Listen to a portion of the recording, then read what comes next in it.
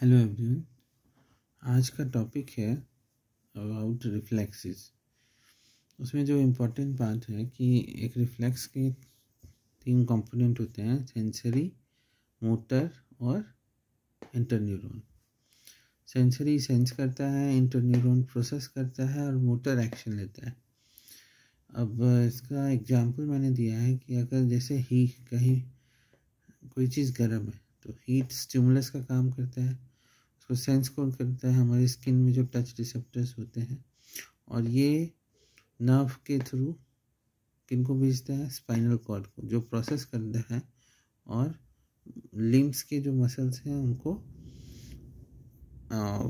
Order देता है contract के लिए, और हमारा लिम्ब वहाँ से विड्रॉ करता है ताकि हमारा फर्दर डैमेज ना हो स्किन। तो ये एक एग्जांपल हुआ रिफ्लेक्स सिस्टम का। इसमें जो इम्पोर्टेंट आज का टॉपिक है वो है पिपिलरी रिफ्लेक्स। प्यूपिल, जैसा कि आप जानते हैं कि क्लिनिकल एग्जामिनेशन में मोस्ट कॉमनली आप लोग चेक करते हैं, तो सबसे इम्पोर्टेंट जानना है प्यूपिल है क्या। तो प्यूपिल वो ब्लैक पोर्शन है आई का जिसके आप जो चारों तरफ स्फिंक्टर मसल्स होते हैं, स्फिंक्टर पिपिली मसल्स, उनसे घिरा रहता है। वो कॉर्निया बनाते हैं। तो कॉर्निया के बीचों बीच जो आपको ब्लैक पोर्शन दिखता है, दैट इज प्यूपिल।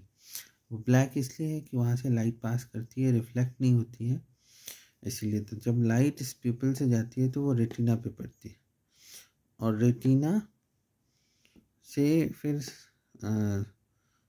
रेटिना रिसेप्टर का काम करता है, वो हमारा सेकेंड कैरियर नर्व जो ऑप्टिक नर्व है उसके थ्रू ब्रेन को पहुंचता है, ब्रेन उसको परसीव करता है और उसी अनुसार उसको एक्शन के लिए वो जो स्फिंक्टर पिपिली मसल्स होते हैं उनको थर्ड क्रेनियल नर्व जो हमारा ओकुलोमोटर नर्व है उसके थ्रू स्फिंक्टर पिपिली को जाता है, और वो उसके मोटर एक्शन से पिपिल कंस्ट्रिक्शन होता है।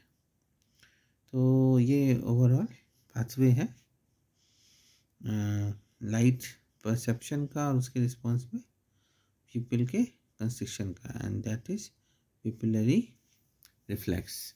तो आप देख रहे हैं कि retina acts as a sensory portion, brain act as interneuron, and this sphincter pupillary act as motor part.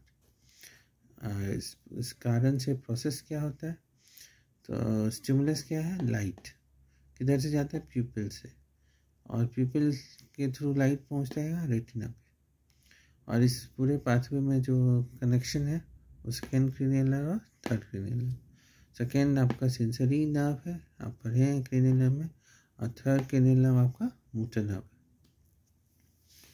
और स्फिंक्टर मसल्स जो होते हैं वो स्मूथ होते हैं, तो पैरासिम्पैथेटिक और सिंपैथेटिक सप्लाई होती है।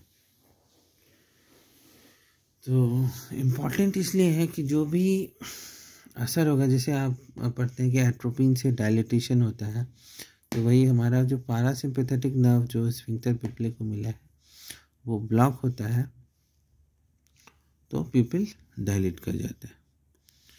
जबकि उसके उल्टा, जैसे मैंने यहाँ लिखा है टॉक्सिन, ऑर्गेनोफॉस्फोरस पॉइजनिंग में यही एक्टिविटी ज़्यादा बढ़ जाती है और हमारा पिपिल कंस्ट्रिक्टेड हो जाता है। तो यहाँ मैंने लिखा है कि पिपिल का जो रिस्पॉन्स है रिफ्लेक्स किसकी सिचुएशन में या तो एब्सेंट हो जाता है, या फिर स्लगिश हो जाता है, या फिर क्लियर नहीं, मतलब हाइपर रिफ्लेक्टिव, मतलब पैल्सी, मतलब फंक्शन एडिक्वेट नहीं होते। एग्जाम्पल लीजिए कैटरैक्ट। कैटरैक्ट में क्या होता है, जस्ट इस पिपिल के पीछे यहाँ पे लेंस होता है इस जगह, जिससे रोशनी पार करके रेटिना में पड़ता है। अगर किसी को कैटरैक्ट है लेंस में तो क्या होगा, लाइट जाएगी ही नहीं रेटिना पे। जब जाएगी नहीं तो ये पूरा पाथवे एक्टिवेट होगा ही नहीं। इसलिए कैटरैक्ट पेशेंट में आपको पिपलरी रिस्पॉन्स नहीं मिलेगा, तो इस चीज़ को देखना ज़रूरी है। उसके बाद क्या आता है, रेटिना। रेटिना अगर किसी का डैमेज हो, जैसे किसी को ग्लूकोमा है या फिर रेटिनल डिसफंक्शन है, तो उस केस में भी आपका ये पूरा एक्शन एक्टिवेट नहीं होगा। तीसरा है ऑप्टिक नर्व न्यूरोपैथी, जो सेकेंड क्रिनियल नर्व अगर किसी का डैमेज है जो, तो उस केस में भी जैसे किसी का आई ट्रॉमा हो गया या ऑप्टिक नर्व रिलेटेड कोई भी डिजीज़ है, तो आपको ये रिस्पॉन्स एडिक्वेट नहीं मिलेगा। जो हम लोग क्रिटिकल केयर केस में देखते हैं, ये तीनों तो हो गया ऑप्थेल से रिलेटेड, तो आई ऐसे पेशेंट्स आपको आई ओपीडी या आई स्पेशलिस्ट के पास मिलेंगे। जो सिचुएशन हम लोग की क्रिटिकल केयर केस में आते हैं, उसमें आप देखते हैं कि patient traumatic brain injury, TBI या क्या इंट्राक्रैनियल ब्लीड हो गया है, उस सब केस में जब आता है तो ब्रेन इन्वॉल्व होता है। ब्रेन का अगर डैमेज है तो उस केस में क्या होगा कि ये प्रोसेसिंग नहीं होगी, सेंसेशन तो जाएगा लेकिन ब्रेन उसको प्रोसेस नहीं करेगा, इसलिए आपको पिपलरी रिफ्लेक्स एडिक्वेट नहीं होगा।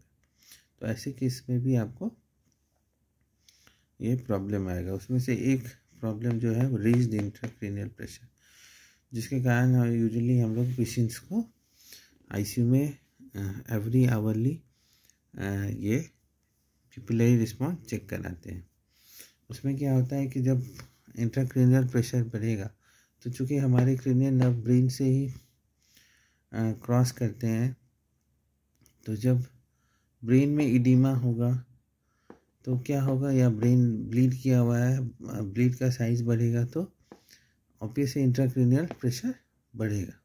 जब इंट्राक्रैनियल प्रेशर बढ़ेगा तो हमारा थर्ड क्रेनियल नर्व पे भी प्रेशर पड़ेगा, और जैसे ही थर्ड क्रेनियल नर्व पे प्रेशर पड़ेगा, ये इंस्पेक्टर पिपली को जो एक्शन कंस्ट्रिक्शन करना है वो नहीं ऑर्डर दे पाएगा, जिस कारण से हमारा पिपल सही से कंस्ट्रिक्ट नहीं करेगा। तो जो पिपल साइज नॉर्मली रिफ्लेक्स में कंस्ट्रिक्ट करता है on response to light, normally उस तरह का एडिक्वेट रिस्पॉन्स नहीं देखेगा। तो हम लोग कभी भी बोलते हैं यूजुअली कि स्लगिश रिएक्टिंग है या नॉन रिएक्टिंग है, उसका यही कारण है। और ऐसे केस में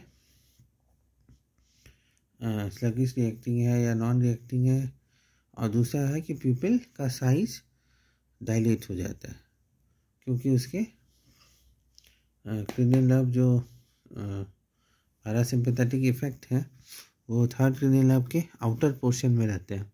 उसमें प्रेशर पड़ते ही जो कंस्ट्रिक्शन रिस्पॉन्स है वो ख़त्म हो जाता है और प्यूपिल डायलेट हो जाता है। इसलिए प्यूपिल के साइज से हमें ये पता चल जाता है कि पेशेंट किस कंडीशन में जा रहा है। तो प्रैक्टिकली कैसे ये काम आता है कि जैसे पेशेंट हमारा आईसीयू में भर्ती हुआ और हम उसका प्यूपिल चेक करते हैं, और उसका अगर जीसीएस पुअर है, सपोज कोई पेशेंट है, अगर उसका ब्रेन में इंजरी होगा तो ऑब्वियस है वो कॉन्शियसनेस उसका गड़बड़ाएगा। यूजुअली क्या होता है कि पेशेंट का अगर जीसीएस पुअर है तो उसे इंटुबेट किया जाता है फॉर एयरवे प्रोटेक्शन। और वैसे पेशेंट्स अगर आईसीयू में हैं तो उनका प्यूपिल अगर हम नहीं चेक करेंगे तो हमें पता ही नहीं चलेगा कि कब उसका ब्रेन इंट्राक्रैनियल प्रेशर बढ़ रहा है कि नहीं, क्योंकि ऑलरेडी जीसीएस पुअर होने के कारण वो इंटुबेटेड है। तो फिर अकेला प्यूपिल ही बचता है, और लेट इफेक्ट में पेशेंट के और भी ऑर्गन जैसे ब्रेडिकार्डिया ये सब कुसिंग रिफ्लेक्स आएंगे। कुसिंग रिफ्लेक्स मैं लेटर ऑन बताऊंगा। तो इसीलिए प्यूपिल जो है उसको specially patients on ventilator, poor GCS patient हैं, उनको प्यूपिल जरूर देखते रहना चाहिए, क्योंकि अगर प्यूपिल का साइज चेंज होता है तो हम उसका फिर से सीटी रिपीट कराते हैं। अगर उसमें हमारा पेशेंट का अगर इंट्राक्रैनियल प्रेशर बढ़ा हुआ मिलता है ड्यू टू जो कॉज है उसका, उसको हमें हटाना होगा जी, क्योंकि हम पेशेंट को फिर डिकम्प्रेसिव क्रेनियोटोमी के लिए ले जाएंगे।